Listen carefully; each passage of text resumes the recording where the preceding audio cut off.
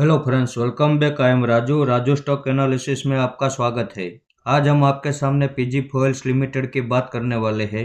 अब इसका वीडियो हमने 4 महीने पहले बनाया था, तब उसका भाव 190 रुपये के पास ट्रेड हो रहा था और उस वक्त हमने उसमें एक एंट्री कर ली थी।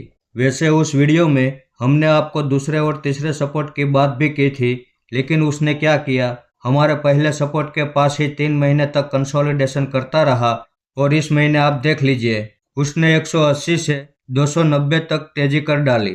अब एक महीने में ही इसने 50% जितनी मूवमेंट कर दी, तो फिर आज हमने इसमें यहाँ प्रॉफिट बुक कर लिया है। अब हमने इसमें जिस भाव पे एंट्री ली थी आप उसकी स्क्रीनशॉट भी देख सकते हैं, और आज हमने इसमें यहाँ जिस भाव पे प्रॉफिट बुक किया है आप उसकी स्क्रीनशॉट भी देख सकते हैं।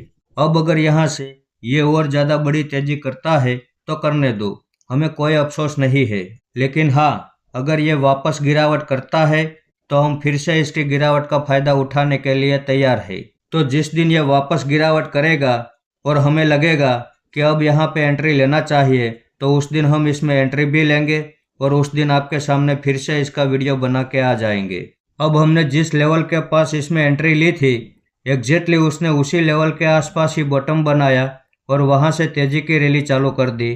तो ऐसा क्यों हुआ? इसकी वजह यह है कि इसके फंडामेंटल तो अच्छे थे, इसके चार्ट में टेक्निकल पैटर्न भी बड़ी अच्छी चल रही थी और साथ में इसके वैल्यूएशन भी सस्ते हो चुके थे, और इसी तीनों क्राइटेरिया की वजह से ही बहुत ही कम समय में हमें अच्छा खासा प्रॉफिट मिल रहा है।